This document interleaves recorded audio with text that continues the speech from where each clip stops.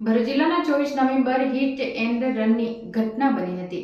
દહેજ જીઆઈડીસી વિસ્તારમાં આવેલી અર્થવર્ષન એન્વાયરો કોલોનીમાં 24મી નવેમ્બરના રોજ સવારે ક્રોકિન્ટ મિલર મશીનના બે નાના બાળકોને કચડી નાખ્યા હતા અને જેમાં 7 વર્ષની બાળકી અને 1 વર્ષના બાળકનું ઘટના સ્થળે જ કરુણ મૃત્યુ નીપજ્યું હતું.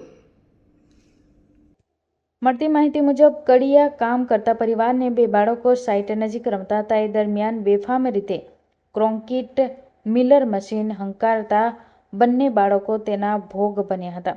બાળકોને કચડી નાખ્યા બાદ આરોપી ચાલક સંપુ રામકુમાર ભરતી મશીન લઈને ફરાર થઈ ગયો હતો. ઘટના બાદ દહેજ પોલીસ તરત જ હરકતમાં આવી હતી. પોલીસે ટેકનિકલ સર્વેલન્સના આધારે વાહન ચાલકની શોધખોળ શરૂ કરી હતી. ત્યારબાદ આરોપી ચાલકને પોલીસે ઝડપી લીધો છે.